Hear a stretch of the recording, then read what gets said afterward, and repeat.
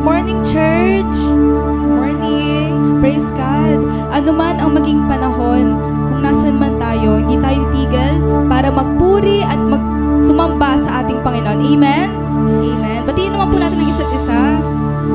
Sabihin niyo po na I am blessed to see you today. Amen. Ang presensya natin ngayon ay patunay sa patuloy na biyaya ng ating Panginoon sa buhay natin. Amen? Amen. Thank you, Jesus. And gumising tayo ngayon. We came here to worship God and that is the greatest blessing we receive today. Hallelujah. Tayo po ay manalangin sa Panginoon. Let's pray. Let's prepare our heart po and bow our head. O God Almighty, thank you po sa araw na ito upang makapagpuri kami sa inyo. Samahan, thank you po dahil po nakapagsama-sama po kami sa ito. Thank you po dahil sinamahan niyo po kami sa buong week. Fill this place with your Holy Spirit.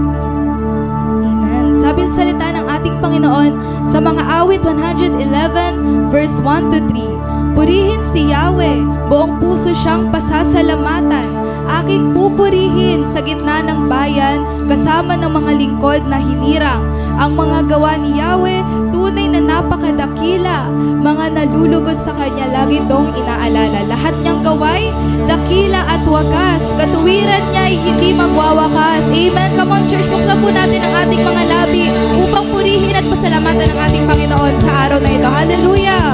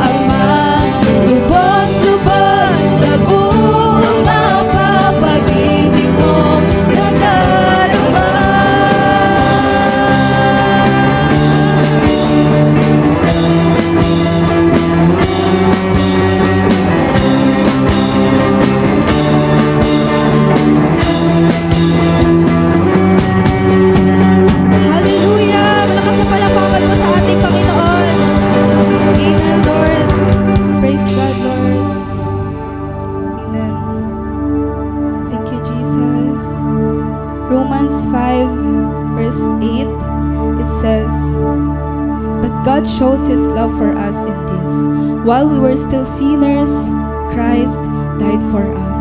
He died for us. Jesus has overcome your sins. He has power over your sickness, your worries, and your fears. At sinasabi sa ng Panginoon sa Jeremiah 31 verse 3, "I have loved you with an everlasting love. I have drawn you with unfailing kindness." Hallelujah. Dakilang pag-ibig mo, Panginoon.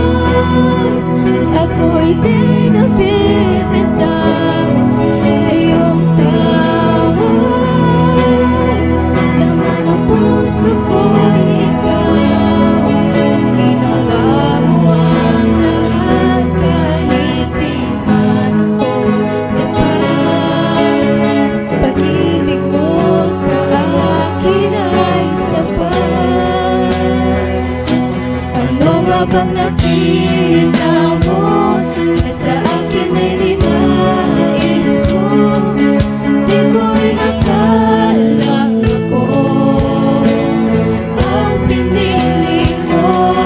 Kahit sa madilim mong daan, tinawag ang aking pangalan, inangkin ang kasalanan ko.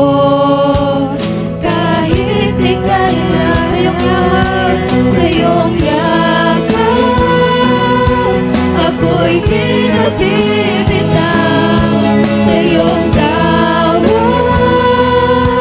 Laman ang puso ko'y ikaw, ginawa mo ang lahat kahit di man ako tapat. Pag-ibig mo sa akin ay sapat. Sa iyong yakap, ako'y di nabibitaw sa iyong tawag. Laman ang puso ko'y ikaw, ginawa mo ang lahat kahit di man ako tapat. Pag-ibig mo sa akin ay sapat. Ika'y palilingkuran, di mo ako iniwan. Kahit ako ay hindi karapat-dapat, pag-ibig mo ay tunay, ika'y walang kapantay. Salamat, O Jesus, tinapos mong lahat. Ika'y palilingkuran, di mo ako iniwan. Kahit ako ay hindi karapat-dapat, pag-ibig mo ay tunay, ika'y walang kapantay.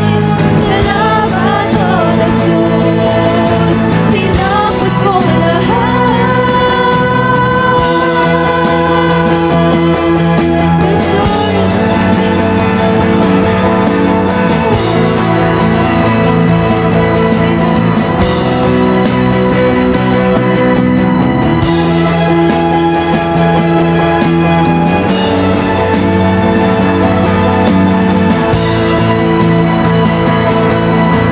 Yes, sa iyong yakap, ako'y di nabibitaw sa iyong tawag. Laman ang puso ko'y ikaw, ginawa mo ang lahat kahit di man ako tapat.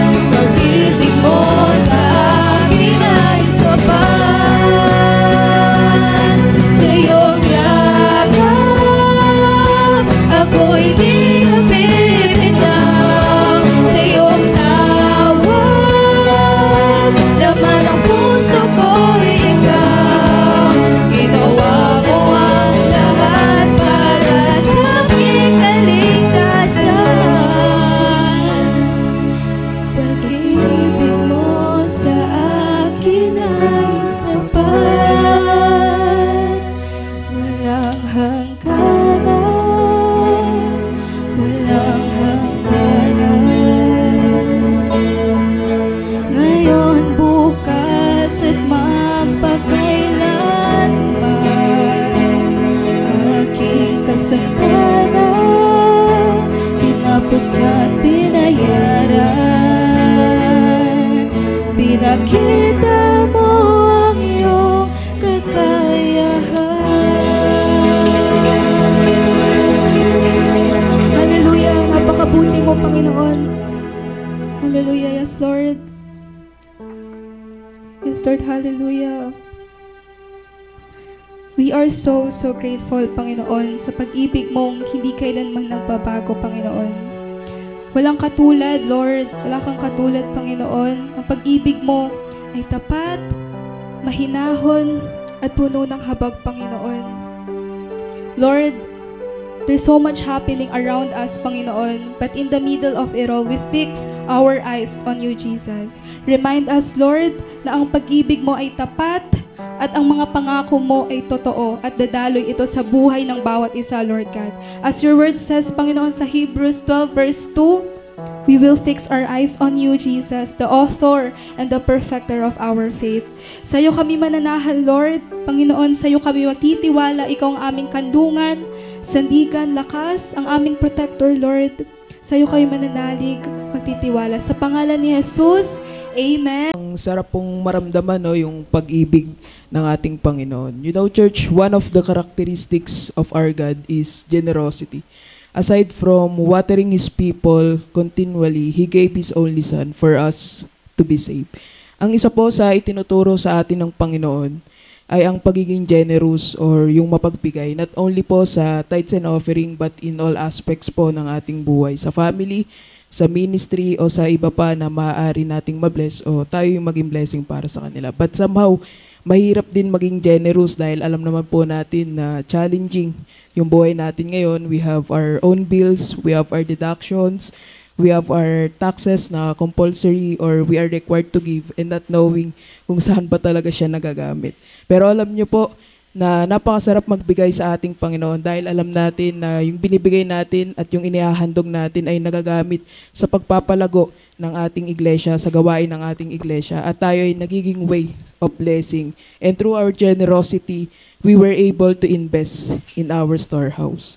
Sabi nga po sa Mateo 6:19-21, huwag kayong mag-impok ng mga kayamanin dito sa lupa. Dito'y may naninirang insekto at kalawang at may nakakapasok na magnanakaw. Sa halip, mag-impok kayo ng kayamanan sa langit. Dooy walang naninirang insekto at kalawang at walang nakakapasok na magnanakaw. So Jesus encouraged us to focus po our resources and investment on His kingdom, giving eternal treasures a higher priority than a temporary things. I encourage everyone po na tayo po ay magpatuloy na maging generous sa pagbibigay po para po sa ating iglesia.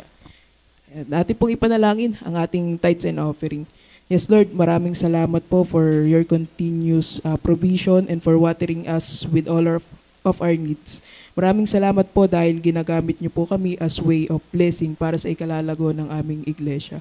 You teach us everyone to be generous and to invest in your kingdom rather than in temporary things. Salamat, Panginoon, sa patuloy na pagbibigay kalakasan sa bawat isa sa trabaho po na meron kami and to our resources na sa iyo lahat ng mumula. Dalangin ko po, Panginoon, na kagaya nyo, kami po ay patuloy na maging generous at maibigay namin ang anuman ang nararapat para sa iyo. Maraming salamat po sa iyo po ang lahat ng papurit pagsamba sa pangalan ng iyong anak na si Jesus. Magsitayo po tayong lahat para sa pagbasa ng ating Biblia. Buksan po natin ang Biblia sa Filipos Kapitulo 4, talatang 6 hanggang 8. Huwag kayong mabalisa tungkol sa anumang bagay. Sa halip, hingin ninyo sa Diyos ang lahat ng inyong kailangan sa pamamagitan ng panalangin may pasasalamat. At ang kapayapaan ng Diyos na hindi kayang maunawaan ng tao, ang siyang mag-iingat sa inyong puso at pag-iisip dahil sa inyong pakikipag-isa kay Kristo Jesus. Bilang pagtatapos, mga kapatid, lagi ninyong isaisip ang mga bagay na karapat-dapat at kapuri-puri, mga bagay na totoo, marangal, matuwid, malinis, kaibig-ibig at kagalang-galang. Maaari na po tayong makaupo. Good morning po sa ating lahat. Palakpakan po natin ng Lord na siyang nagpala sa atin, nagbigay sa atin ng buhay para po sa umaga pong ito. Pwede ba nating malakas sa palakpakan pa ang ating mga kabataan sa pangalawang linggo ng kanilang pagtayo dito sa unahan na tinatanggap nila yung mga schedule nila ng maayos. Kagabi po ay hindi po kami nakapag-practice gawa pong dito sa Pag-asa. Alam naman po natin sa mga taga Pag-asa, bumaha po kahapon dito sa mga ilang daan, no? Tsaka wala po si Tatay Pastor ngayon, nasa Iba Zambales po sila. Ang kasama po si Genjen, si Pat, tsaka si Kyrie. Silang apat po ay nasa camp ngayon para po maging counselor, mag-assist sa mga kabataang naroroon. No? Salamat sa Panginoon dahil may mga pribilehe yung ganong ministry na binibigay kay Tatay at sa mga member po natin para makapaglingkod sa Panginoon. At salamat din po sa Panginoon dahil isa po sa mga bagay na aking tinanggap ay ako na lang po yung magtuturo. And then is, ay, pababa mo nga yung kulay dilaw. Yan, thank you Ryan.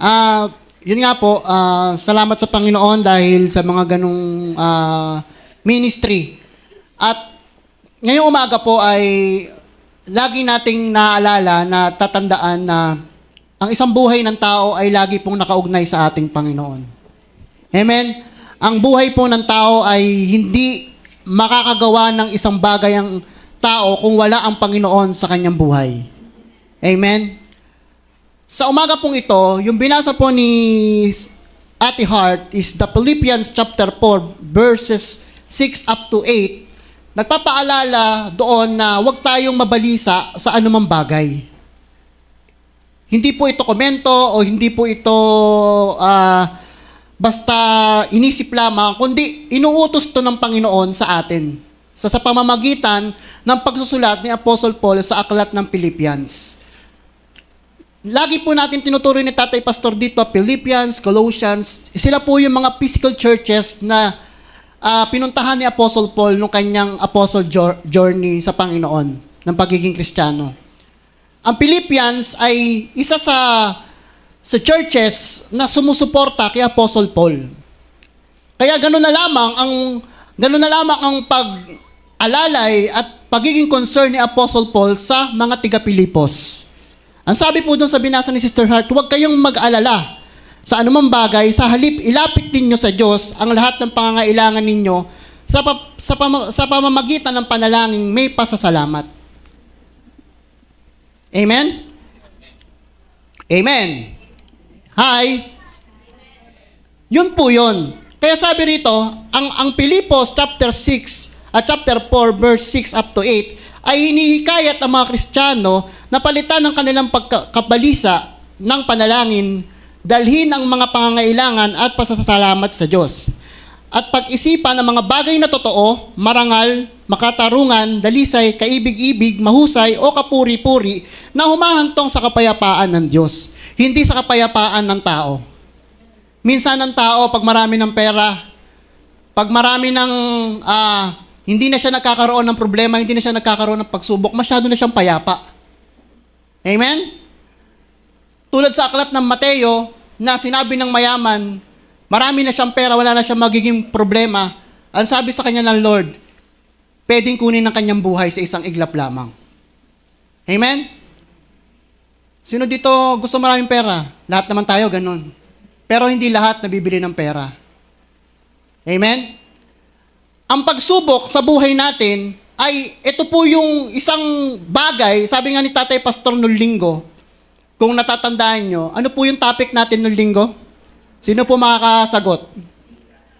Yung dila. Ngayon, ang pag-aaralan naman natin is labanan ng pag-iisip. Nasa isip ang labanan. Sino po naniniwala? Amen? Sabi pa rito, ang mga pangunahing punto ng mga talatang ito ay panalangin, dalhin ang mga pangangailangan at alalahanin sa Diyos sa pamamagitan ng panalangin. Pangalawa, magpasalamat sa Diyos sa mga bagay, sa mga biyaya at pagpapala. Pagtotoo ng isip, ito po yung napakahalaga. Pag-isipan ang mga bagay na totoo, marangal, makatarungan, dalisay, kaibig-ibig, mahusay, at kapuri-puri. Ganun ba tayo mag-isip sa huling panahon ngayon? Amen? Ano pa? Sa paggawa nito, maaaring maranasan ng isang tao ang, pakibasa po, kapayapaan ng Diyos, isang kapayapaan na higit sa pag-unawa at hindi nakadepende sa mga pangyayari sa buhay. Pangalawa, kalmado at, pakibasa po,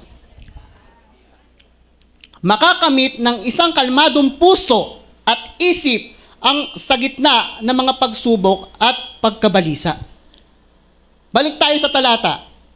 Ang sabi ni Apostle Paul uli, huwag kayong mag-alala sa anumang bagay. Ano ang kapalit? Ano ang inuutos? Sa halip, ilapit ninyo kanino? sa Diyos ang lahat ng pangangailangan nyo sa pamamagitan ng panalangin. Yung pala, pag tayo pala ay nananalangin, iniingatan ng Diyos ang puso't pag-iisip natin. Paano lala kung di ka nagpipray isang araw? Wasak na puso mo, wasak pa isip mo. Amen? Ayun ang sabi. Iniingatan. Once na tayo ay nananalangin sa Diyos, iniingatan niya ang puso natin at isipan natin. Dalawang bagay na napakahalaga sa pagkatao natin. Puso at isip. Brother, mahal ko siya, pero di niya ako mahal. Puso at pag-iisip. Amen? Sabi ko kanina, nasa isip ang labanan. Nasa isip ang labanan kung mananalo ka sa bagay na ito, kung matatalo ka. Amen? Ang mga atleta po, mga boksingero, hindi lang physical ang kanilang nire-ready, kundi mindset, pag-iisip. Pag-iisip ang kanilang piniprepare. Pinag-aaralan nila yung galaw ng kanilang kalaban para sa pagdating ng labanan nila, alam nila kung ano counter-attack na gagamitin nila. Naunawaan niyo po ba ako? Sa ibig nating sabihin? Amen? Pag ang gawa ng kaaway ay hindi mo na pag-aralan at pabanjing-banjing ka lang na Kristiyano, tatamaan ka lagi sa muka. Wala kang panangga. Sino nakanood na ng boxing dito kay Pacquiao? Di ba nakaganon siya palagi? Ngayon ang forma, may nakita ka bang ng boksingerong? Wala. Wala kang makikitang ganon. Lagi siyang pati yung paa, yung footwork, kailangan synchronize yung paggalaw ng boksingero. Hindi ako boksingero, pero nanonood ako ng boxing. Di ba? Synchronize. Pag Kristiyano ka, hindi synchronize yung pananampalataya mo, hindi ka nagpe-pray, hindi ka nagbabasa ng Bible. Dry na dry na ang espiritu mo. Ang sarap kung ako si Satan, ang sarap mong tamahan, sarap mong bugbugin eh. Di ba? Lasog-lasog ka na nun. Ang hirap na ng spiritual na buhay mo nun. Alam nyo, pinaka-bigong Kristiyano, yung wala ng prayer life, di na nagbabasa ng Bible. Di niya na kinakausap ang Lord. Nananangan na lang siya sa sarili niyang karunungan. Yun ang masakit na katotohanan sa panahon natin ngayon. Amen? Alam nyo, nung binabasa ko yung talatang yan, nung dinidevotion ko yan, habang nagdi-deliver ako, Lord, ano ba yan? Kasi naituro ko na sa inyo na last ano yan eh. Pero inulit ko uli eh. Nag-focus ako doon sa labanan ng kaisipan. Lord, focus nga ako dito. Bakit? Sa panahon namin ngayon, ang daming kabataan ngayon nagpapakamatay. No? Ang daming kabataan ngayon, konti lang, magalit lang ang magulang, naglalayas. Sasabihin nila, ang magulang ko napakasama. Samantalang ako nga, yung walis tambo, yung walis tingting, yung pinakaulo, ilang tumama sa likod ko noon, nung bata ako, wala naman eh. Pero ngayon, konting salita mo sa mga kabataan, matampuhin na sila eh. Naglalayas na sila, nadidepress, kakaroon ng anxiety. No? Kaya, naisip ko, kaya nasabi ni Apostle Paul yan, ano yung gusto niya ipahatid? Kasi, nung panahon ng early church, nila Apostle Paul, saan siya humuhugot ng pag-iisip kung bakit siya nagkakaroon yung mga Kristiyano ng anxiety o labis na pag-iisip. Amen? Alam niyo kung saan, mga kapatid, kung babasahin niyo ang Book of Acts? Persecution. Ano po ang ibig sabihin ng persecution? Is the systematic and unfair treatment of individual or groups due to their identity or beliefs. Nung panahon na yon, pag hindi ka kapanalig sa kanila, patay ka. Yari ka. Nangyayari sa panahon natin ngayon sa China, yung mga underground Christian doon sila nagpe-pray sa underground. Nagpe-praise and worship sila. Ano lang? Praise and worship yun. Hallelujah. Ganun ang praise and worship nila. Tayo dito, kompleto instrumento, ang gaganda ng gamit, 2 speaker, ang gaganda ng bass. Hindi ka makapag-praise and worship sa Panginoon. Darating ka sa church, para laki ng problema mo. Sa'yo yakap. Walang yung mayakap eh. Di ba? Binigay na lahat sa'yo lahat. Nandiyan ang Bible. Merong electronic Bible, may praise and worship, kumpleto, may gitarista, may bayistang gwapo. Ayaw mo pa? May pianistang maganda, may drummer na gwapo at maganda. Ayaw mo pa? May song leader na 2 batang maganda. Ayaw mo pa? Sino gusto mo mag-praise and worship sa harapan mo? Anghel? Walang bababang anghel. Amen? Persecution, ganun sila. Dati, nung si Apostle Paul ay hindi pa apostle, pinipersecute niya ang mga church. Pag nalaman niya may Kristiyano, kaya nga siya nakakilala sa Panginoon dahil sa daang Damasco, papunta siya, ipipersecute niya yung isang church. Hindi nangyari. Doon siya nakakilala eh. Naintindihan niyo po ako? Yun yung anxiety, yun yung labanan ng pag-iisip ng mga Kristiyano nung araw. Yung persecution. Ngayon, pinipersecute na tayo.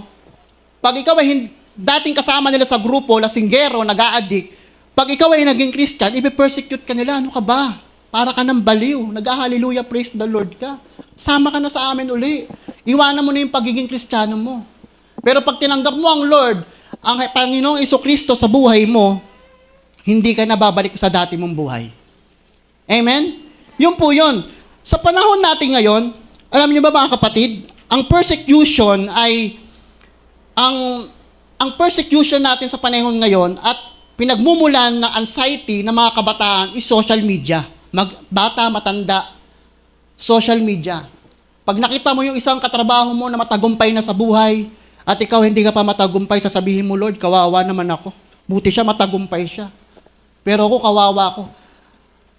Ganon, nag-overthink tayo. Yun ang problema ng mga Kristiyano, masyado ka nag-overthink sa mga bagay na hindi pang nangyayari, ikiniklaim mo na sa puso mo, sa buhay mo na mangyayari. Naiintindihan niyo ba ako, mga kapatid? Amin po ba dyan? Nag-overthink na tayo. Pag nag-overthink ka, at ang labanan ang si Satanas ay pumapasok sa isip mo na wala ka ng pag-asa. Hindi ka makakapagtapos ng pag-aaral. Iniiwan ka na ng mga magulang mo. Wala nang magmamahal sa'yo. Ano mangyayari sa buhay mo? Manglulupaypay ka na. Pero mga kapatid, ang magandang balita, ang kamay ng Panginoon ay nakayakap sa'yo. Ang kamay ng Panginoon ay nakayakap sa'yo. Hindi niya tayo iniwan o pinabayaan. Yun po yun, matanda, bata, nagkakaroon ng anxiety sa panahon natin ngayon. Alam niyo ba ang pagiging pagiging overthinker, ito po yung bagay na mas lalo mong pinapalala yung problema mo ngayon. Amen? Naniniwala po ba tayo doon? Mas lalo mong pinalalala yung problema mo ngayon sa mga panahon na ito, pag nag-overthink ka, mas pinabibigat mo yung daloy ng problema sa buhay mo. Imbis na sinabi ni Apostle Paul, huwag kayong mabalisa sa anumang bagay. Hinginin nyo ang lahat ng bagay sa pamamagitan ng panalangin may pasasalamat. May utos Dapat dun po tayo manahan sa utos na yon. Para hindi tayo nag-iisip ng masama o ng hindi maganda sa mga mangyayari na sa atin in the future. Tama po ba yon? Amen po ba dyan? Sabi dito, ang labis na pag-iisip o overthink, ang definition po ng science dyan sa overthinking na yan is analysis paralysis. May science tayo Medyo nag-aral talaga tayo ng konti para meron tayong mabato. Amen? Analysis paralysis. Ano po ba ang ibig sabihin ng analysis paralysis? Ibig sabihin, ang dami-dami nating iniisip o iisipin na hindi naman tayo makadecide kung anong dapat nating gawin. Amen? Ang dami mong iniisip. Magpaplano ako, pupunta ako sa ganito. Magmi-ministry ako sa church. Kakanta na uli ako sa church, bro. Di ba? Magdadrums na uli ako, bro. Maglilingkod na ako, magiging usher na ako ng church. Gusto ko na maglingkod pastor sa church. Pastor, naririto ang katawan ko, gusto ko na maglingkod. Hanggang doon ka lang, pero wala kang action. Analysis paralysis ng pagiging Kristiyano. Amen? Dadalo kami, pastor, pag di na umulan, pag maganda na ang panahon. Hindi dumalo. Analysis paralysis. Puro desisyon. Wala namang nangyayari. Hindi na makagalaw bilang Kristiyano. Wala namang nangyayari. Bakit? Balikan natin yung una nating sinabi. Wala nang prayer. Wala nang devotion. Hindi na nakikipag-connect sa Lord. Ayaw na magsimba. Online prayer meeting na lang, wala pa. Hindi natin sinasabing magiging righteous ka kung dadalo ka. Righteous ka na. Tinanggap mo na ang Panginoon. Kailangan mo magpakasipag sa ministry. Kung nagpapakasipag ka sa pagbibiyahe, pag-aaral, pagtatrabaho para mikitain ka, lahat ng yan, ang source niyan si Jesus. Ang Holy Spirit nangungusap sa'yo, kausapin mo. Huwag mong i-grieve ang banal na Espiritu Santo. Amen? Analysis. Sabi nga natin, analysis, paralysis. Alam nyo ba, may dalawang part ng ating utak ang magpapakilo sa atin. Pag nag-overthink ka, sabi rito, merong dalawang part ng brain. Ang una is amygdala. Ibig sabihin po, the amygdala is the crucial for recognizing and experiencing emotion, fear, anxiety, and anger. Amen? Si amygdala, yung part ng ating brain, isa sa part ng ating brain, si amygdala ay siya yung nakakadetect ng stress sa ating environment. Halimbawa, may pumasok ditong mananaksak, nag-aamok. Si amygdala magsasabi sa yung papatayin ka niyan, sasaksakin ka niyan, chachap-chapin ka niyan. Si amygdala magsasabi sa iyo ng ganon. Kilala nyo na si amygdala. Amen? Siya ang magsasabi sa iyo, pag pumasok dyan sa pinto, winasak yung salamin natin, pinalo ng maso yan. Siyempre, lahat tayo magugulat, masasyak tayo. Ang unang papasok sa isip natin, lahat kayo, papatayin kayo niyan. Merong pangalawang part ng ating brain. Pagkatapos ni amygdala, si prefrontal cortex. Ito yung command center ng ating utak. Amen? Siya yung managing emotional responses and emotional stability. Siya naman yung magsasabi sa'yo na, lalaban ba ako? Kukuha ba ako ng pamalo para labanan ko siya? Naintindihan niyo po? Siya yung magsasabi. Si prefrontal cortex, yung command center ng ating utak. Kaya, paano pag nag-overthink ka pa sa mga panahon na yan? Sasaksakin ka na. Pag sinaksak niya ako, mamamatay ako, may insurance kaya ako? Saan kaya ako ililibing ng pamilya ko? Di ba? Kaya, yung labis nating pag-iisip, yung labis nating pagiging negatibo, hindi na tayo umaasa. Natutulungan tayo ng Diyos. Ito lang, noong mga nakarang araw, medyo pinayapa ko yung isip ko kasi si Rem, anong oras sila? Madaling araw ata nila, inaano ng lagnat yung bata eh. Gano'n lang siya ng gano'n. Gano'n lang siya ng gano'n. Amen? Pero salamat sa Panginoon, yung batang yan, pag sinabi ko, Ryan, pray tayo sa Lord, pagagaling ka niya. Nasunod yung bata eh. Sabi niya, in Jesus' name, Amen. Gano'n yung bata eh. Amen?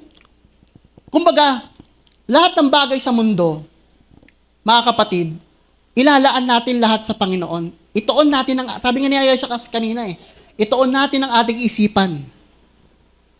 Sino ba yung author and the finisher of our faith? Sino po? Lakasan natin. Di ba si Jesus Christ? Siya po yun. Kung babalikan po natin yung teksto natin kanina, kilala nyo na si amygdala.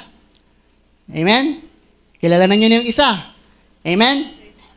Alam nyo na kung anong part ng brain yung magpapakilo sa atin. Yan ang tinitira ng kaaway eh. Yung maging ma-stack up ka lang kung saan ka lang naroon. At iisipin mo, pagdating ng panahon is wala na akong pag-asa. Wala na akong kinabukasan. Pero hindi ganoon ang pangarap ng Panginoon sa atin. Amen? Huwag tayo masyadong mag-isip ng labis na hindi nararapat. Huwag tayo mag-overthink sa mga bagay na hindi pang nangyayari. Tingnan niyo si Moses. Bigyan ko kayo illustration. Si Moses, nung gusto siyang gamitin ng Panginoon para iligtas ang Israelita sa mga Ehipsyo, para ilabas ang mga Israelita sa Egypt, papuntang lupang pangako. Alam mo sabi ni Moses? Sino kilala kay Moses? Di ba yung mga bata, alam nila at kwento ni Moses, yung humati raw ng dagat eh. Amen? Ano sabi ni Moses? Nag-overthink siya. Ano sabi niya?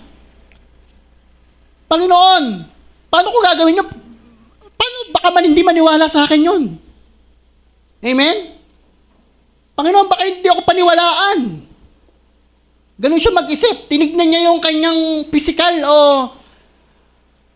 sariling kakayahan. Hindi niya tinignan yung nagsasabi sa kanyang tutulungan kita, aalalayan kita. Ang Diyos natin. Di ba? Pero anong ginawa ng ating Panginoon? Anong ginawa ni Yahweh? Tinulungan si Moses na mapaniwala yung parao. Amen? Yung mga apostol, yung nagsunuran sa Panginoong Yesus sa bundok, yung mga mananampalataya, yung mga unbelievers, halo-halong tao, ano sabi ng mga apostol? Panginoon, pauwi na lang natin sila. Kasi meron lang dito, konting tinapay tsaka ilang isda. Pauwi na lang natin sila. Yun ang isip ng tao eh. Pero ang isip ng Panginoon, hindi niya pinauwi. Di ba? Dumami yung tinapay tsaka isda. Amen? Once naniwala ka sa Panginoon, na inuutosan ka niya, may pinapagawa sa'yo, ipayapa mo yung isip mo. Ipayapa mo yung isip natin. Lahat ng bagay na pinapangarap mo mangyayari sa buhay natin. Glory by glory, unti-unti, unti-unti. Hindi agad-agad. Depende sa maturity ng ating spiritual life. Yung ibibigay sa atin ng Panginoon. Amen? Kami ng mag-asawa, hindi naman agad kami pwedeng bigyan ng Lord ng 10 milyon. Anong gagawin namin doon? Amen? Kasi hindi pa matured eh. Hindi mo pa alam kung saan mo dapat dalhin para mapangalagaan yung blessing na ganun. Amen? Balik tayo dito sa sa 1, Hana. Panalangin. Dalhin ang mga pangailangan at alalahanin sa Diyos sa pamamagitan ng panalangin. Once na nakaka-encounter tayo na magpapabigat sa pag-iisip natin, magpapabigat sa pagkatao natin, tuhod lang ang katapat niyan, Brad. Lumuhod ka sa Panginoon. Manalangin ka. Simple lang. Parang yung panalangin ko sa umaga. Kapasalamat ako, nagising ako. Nagpapasalamat ako, may trabaho ako. Nagpapasalamat ako, may pamilya ako. Salamat sa pag-iingat sa lahat. Kami ni Johan, pag nagmumotor kami, nagpipray kami dalawa. Alam ng anak ko yan. Kami. Kahit na traffic o nagpipray kami dalawa. Isang beses nga, muntik na kami mabangga ng e-bike. Tutumbukin kami ng e-bike. Sabi ng anak ko, ano yan? Sabi niya, Han, yung kinukwento ko sa'yo, yung reaction niya. Oh, really? Sabi niya, babanggayin na kami nung e-bike kasi nag-counterflow. Buti na iiwas ko. Yung mga ganon, alam niyo mga kapatid, hindi lahat ng, para sa akin hindi lahat ng takot o fear ay hindi maganda. May mga takot na nasa lugar. Tulad nun, kung ako matapang, bungguhin ko rin siya. Bungguhan kami. Di ba? Pero kailangan mong umiwas. Kailangan mong iwasan yung mga bagay na yun. Amen? Mahalaga ang prayer life sa buhay ng isang Kristiyano. Yan po ay backbone natin. Yan po ang magpapatibay sa atin, relasyon natin sa Panginoon. Parang ganito eh. Kung kausap ko si Kuya Joel, ako lang kwento ng kwento, simula alas 2 ng tanghali hanggang alas 5 ng hapon, sa palagay mo, matutuwa pa sa akin yan? Di ba? Hindi ko pagbibigyan yung kwento niya, hindi ko pagbibigyan yung gusto niyang sabihin sa akin. Ako lang salita ng salita. Alam mo ko, Joel, di ba ganun? Ang Lord ganun. Kailangan, pag nanalangin ka sa Panginoon, maghihintay ka ng revelation. Maghihintay ka ng pangungusap niya sa pamagitan ng Banal na Espiritu Santo. Hihintayin mo kung paano siya sumagot sa mga prayer mo. Paano? Magbasa ka ng Word of God. Mag-devotion ka. Isang verse, isang araw. Bago ka lumabas sa inyo. Isang verse, isang araw. Amen? Testimony ko lang, alam niyo naman, delivery rider ako, Yung warehouse kasi namin, walang tao doon. Ang pasok ng tao doon is 8 to 5. Ngayon, si Johan, hinahatid ko ng 6:15. Pinakamaaga yan eh. 6:15. Ako hindi na ako umuwi kasi 8 pa naman pasok. Dumadiretso na ako sa warehouse. Sarado pa yung roll-ups. Tisigawan ko yung guard. Chip! Whoop! Bubuksan niya na. Yung guardia naman, pag nandun na meron ng taong katulad ko, pwede na siyang umuwi. Kumbaga, pag alas 9 nagdating yung tao, hanggang alas 9 siya doon. Ngayon, since 6:30 nandun na ako, tinaas ko yung roll-up, umuwi na siya. Alam niyo ginagawa ko doon? Meron kami doon malalaking speaker din eh. Para habang nagsasort yung mga rider, may tugtog. Worship song talaga. Nilalakasan ko, narinig doon sa labas habang nagwawalis ako. Doon ako nagpe-pray, doon ako nagde-devotion. Lord, pagpalayan yung mga tao dito, ganyan. May mga cleaners kami doon, kada team. Hindi ko na inisip yun, basta ako sa umaga magwawalis ako. May isang araw, parang, yung lahat, may mga CCTV kasi kasi may mga parcel sa loob. No? Ayaw ako magwalis ng may mga tao na. Kasi alam nyo sa amin, pag may mga tao na nagwawalis ka, uy, sumisip-sip ka, umaano ka. Hanggat walang tao, maglilinis ako. Pero pag may dumating ng tao, kahit alam ko may lilinis pa ako, tumitigil ako. Gusto ko kasi, ginagawa ko yun para sa Panginoon. Hindi ko ginagawa yun para sa mga tao. Amen? Doon ako nagpipray, doon ako nagde-devotion. Tulad ng sinasabi ko sa inyo ngayon. Yun po ang isang utos sa atin. Manalangin tayo. Lahat ng ating pangailangan ay ipagpasalamat natin sa pamamagitan ng panalangin. Amen? Lalong-lalo na yung pagpapasalamat sa Lord sa isang araw. Lagi po natin gawin, wag po natin kaliligtaan. Parang sa tao, pag binigyan ako ni J-Rod na isang bagay, tapos ako nagpapasalamat ako sa kanya, Rod, salamat ha. Siguro sa mga ilang panahon, uulitin niya pa uli yung ginawa niya sa akin. Amen? Pero pag di ka nagpasalamat, di man lang siya nagpasalamat, nag-effort pa naman ako. Hindi na uulit. Lagi tayo magpasalamat sa Panginoon. Lagi siyang nandyan, naghihintay. Lagi siyang nasa likod, nasa harapan natin, naghihintay siya para pansinin natin bilang mga Kristiyano. Amen? Sa verse 7, kapag ginawa nyo ito, bibigyan kayo ng Diyos ng kapayapaan na siyang mag-iingat sa puso at isip nyo. Tulad nung sinabi ko kanina. Once na ginawa natin yung magpipray, magpasalamat sa Panginoon, ang iingatan niya sa atin, puso at isipan. Lilinis ang puso at isipan natin. Amen? Sa mga kabataan, ganun din. Ako, natutuwa ako dito kay hindi naman sa itataas ko. Batang si Brooke. Tutuwa ako sa batang to Amen? Sa kabila ng pagsubok din niya sa buhay, hindi niya pinili maging pariwara Pinili ng batang to maglingkod sa Panginoon. Amen? Kahit sinong magulang, pag nakita niya anak niya naglilingkod, magiging masaya. Amen? Bagyo kahapon, Baha, pumunta rito yan Kila Sister Loy, para lang maka-attend ngayon. Naramdaman ko yung tinahak niya, baha at saka traffic. Sobrang traffic kahapon. Pero nasaan siya? Nandito siya ngayon, Para mag-serve sa Panginoon. Para ipakita sa mga kapatiran na naglilingkod siya sa Panginoon. Na kahit anong mangyari, kahit anong pagsubok at pinagdaanan niya sa buhay, nakatutok ang isip niya sa Panginoon. Amen? Palakpakan natin ng Lord. Amen.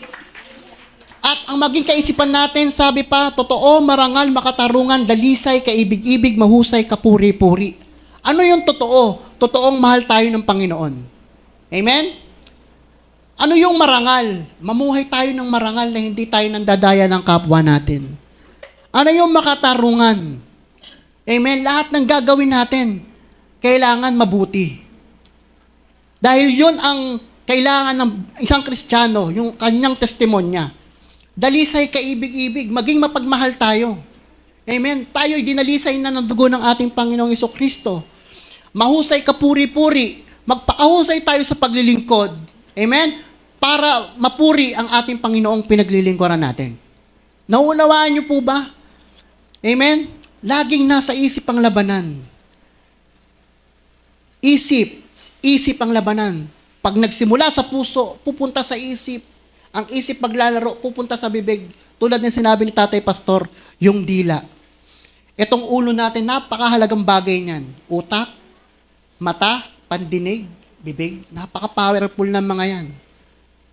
Pag nakakita tayo ng kahit di ka magsalita, hindi mo na rin kasi sinasabi mo, pag meron kang gustong laitin, mata pa lang, patay na yan Amen?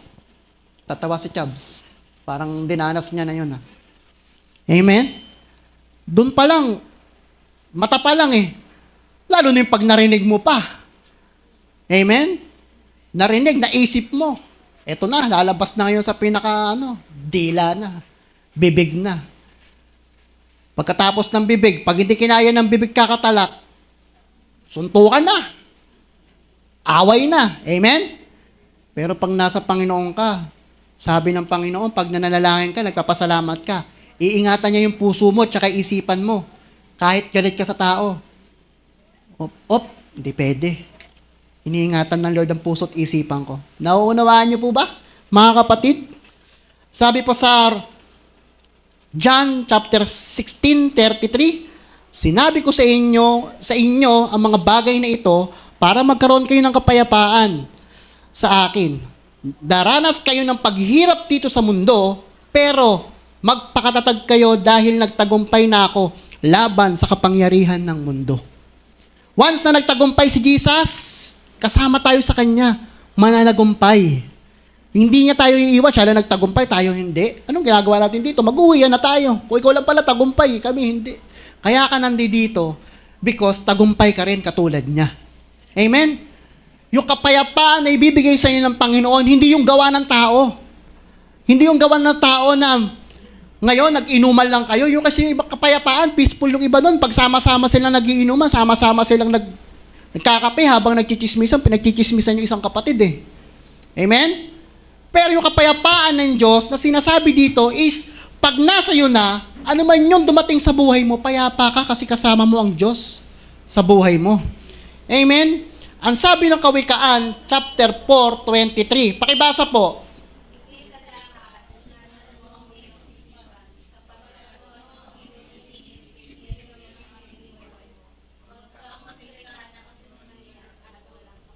Amen. Pag inisip mo palang maging champion sa chismisan, yung palang mangyayari sa buhay mo, no? Diba? Pag inisip mo pala na balang araw, gaganti ako sa umapi sa akin. Ano ka pala, no? Palaaway ka pala? Yun ang sabi ni Apostle, ni Solomon eh. Sabi niya, higit sa lahat, mga kapatid, higit sa lahat, ingatan mo ang iyong isipan sapagkat kung ano ang iyong iniisip, yun din ang magiging buhay mo. Pag inisip mo na mahal ka ng Panginoon, amen, ang buhay mo, payapa. May mga pagsubok man, payapa ang buhay natin. Amen? May dumating mang unexpected na hindi natin gusto, payapa. Bahala ang Lord. Habang tinuturo ko to, tinuturuan ko rin ang aking sarili. Kasi kung ano yung nandito sa mga bagay na ito, yun din ang pagtuturo ng Lord sa akin. Hindi porket ako nagturo, very mature, di na nangyayari o nagagawa yun Pero, sinasabi ko sa inyo mga kapatid, tinuturoan tayo ng Panginoon sa umaga pong ito. Amen? Last verse po natin, Romans chapter 12, verse 1-2. Kaya nga mga kapatid, nakikiusap ako sa inyo, alang-alang sa maraming pagkakataong kinakaawaan tayo ng Diyos. Ang dahil palang pagkakataon na kinakaawaan niya tayo, no? Ng Diyos, ibigay ninyo sa Kanya ang inyong mga sarili bilang handog na buhay, banal at kalugod-lugod sa Kanya. Ito ang tunay na pagsamba sa Kanya. Huwag ninyong tularan ang mga pag-uugali ng mga tao na sa mundong ito. Hayaan ninyong baguhin ng Diyos sa pamamagitan ng pagbabago ng inyong mga isip para malaman ninyo ang kalooban ng Diyos kung anong mabuti, ganap at kalugod-lugod sa Kanya. Allow na baguhin ng Diyos ang isipan natin. Lord, I pray today, nagpapasalamat ako sa iyo, pumasok ka sa puso't isipan ko, ituro mo sa akin yung direksyon na gusto mong mangyari sa buhay ko. Amen? Ialay natin ang ating buhay sa Panginoon bilang handog sa Kanya, araw-araw. Amen? Ialay natin sa Lord ang oras natin, ang trabaho natin, ang pag-aaral natin, ang pakikisalamuhan natin sa ibang tao para sa ikaluluwalhati at maging magandang testimony tayo sa ibang tao. Amen po ba? Yun po yung dapat po natin gawin. Magbago ang ating isipan. Alam niyo po, yung repentance o pagsisisi, kailangan, pag humingi ka ng tawad, hindi mo na uli gagawin yun. Yun eh. Magbago ka ng isip mo. Yung iba kasi, ang ganda ng worship sa church, napaiyak ako. Tumulo ang luha ko. Siguro bago na ako, hindi na ako tulad ng dati. Amen? Pag uwi sa bahay, maingay, nagbumura na, maingay pa rin, parang hindi Kristiyano. Hindi nagbago yung isip eh. Nagbago lang yung pananalita, yung paggalaw. pero ang isip hindi nagbago. Ang gusto ng Romans chapter 12, baguhin po natin yung ating isip. Amen? Kung ikaw ay ganito ngayon, hindi na ako ganito sa susunod. Amen? Kung ikaw ay masyadong nag-iisip ng labis o nag-overthink sa mga bagay, hindi na ako magiging ganun. Ipauubaya ko na lahat sa Lord. Sa pamamagitan ng wala na kayo natutunan. Halimutan nyo na. Sa pamamagitan ng panalangin may pasasalamat. Iingatan ng Lord ang puso't isipan po natin. Palakpakan po natin ng Lord sa umaga pong ito. Amen. Tayo po'y manalangin sa Panginoon. Amen, Lord. Salamat po sa umaga pong ito. Tayo po'y tumayo.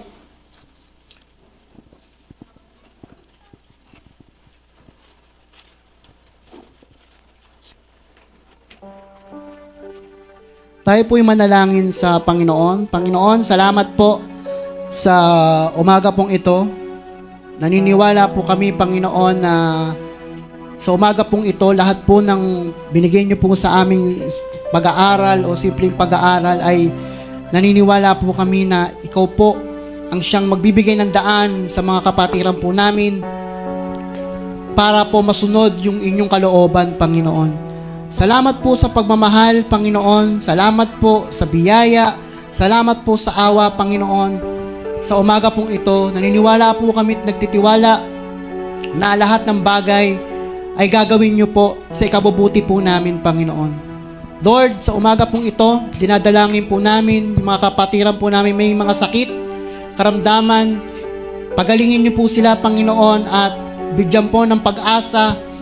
Sabi po sa iyong mga salita, ikaw po ang aming dakilang manggagamot. Sa pamamagitan ng iyong dugo sa krus ng Kalbaryo, Panginoon, ay sila po ay gumaling na. Tulad po ni Ethan, Panginoon, sa umaga pong ito, may sakit po siya, Panginoon. Pagalingin niyo po siya in Jesus' name. Ganon din po sa mga kapatiran po namin hindi nakadalo o nakapunta sa gawain ito, Panginoon. Naniniwala po kami, iniingatan niyo po sila. Maging sa online, Panginoon, namin sa mga nanonood, Panginoon, sa mga nagla-like and share ng aming online, patuloy niyo rin po siyang i-bless, patuloy niyo po silang pagpalain, Panginoon. Maraming salamat po sa umaga pong ito, sa dakilang pagmamahal niyo po sa buhay ng bawat isa, Panginoon. Maraming salamat din po sa mga activity ng church na ito, sa online prayer po namin. Patuloy niya po kaming bigyan ng kaalaman, patuloy pong dumami po kami. Yung online po namin ay maging mabunga, Panginoon, para lamang, Panginoon, sa mga kapatiran po namin nangangailangan ng panalangin, nangangailangan ng mga prayers, kung may mga pagsubok po silang hinaharap, may mga bagay po silang hindi maintindihan sa buhay po nila. Sa pamamagitan po ng online prayer meeting po namin, ay mapainalangin po namin yung mga kapatiran po namin. Ganun din po, dinadalangin namin ng iglesyang ito na maging fruitful pa, maging mabunga pa, Panginoon, at sa mga nakapaligid po, sa kapaligiran po namin ay maging good testimony po kami sa kanila, Panginoon. Ganun din po sa mga kapatiran po namin nakakailangan ng mga financial breakthrough, mga kapatiran po namin na nangangailangan din po ng panalangin patungkol, Panginoon, sa mga trabaho, sa pag-aaral, sa kanilang buhay. Patuloy niyo po itong gabayan, patuloy niyo po silang i-bless, patuloy niyo po silang bigyan ng wisdom, knowledge, Panginoon, revelation sa kanilang mga buhay. Maging sa mga oras na ito, sa mga member na narito, sa mga pamilyang pumunta rito na masahe, Panginoon, patuloy niyo po silang ingatan sa kanilang pag-uwi, Panginoon. Maraming salamat po. Maging sa mga trabaho, meron po kami, pinagkaloob niyo po sa amin, Panginoon, yung trabaho to para po sa aming pamilya. Palakasin niyo pa po yung physical namin pangangatawan, Panginoon, para magampanan po namin yung trabaho namin. Even the ministry po namin, Panginoon, na pinagkatiwala niyo po sa iglesia pong ito, Panginoon. Patuloy niyo pong i-bless ang mga kabataan na naglilingkod sa iyo.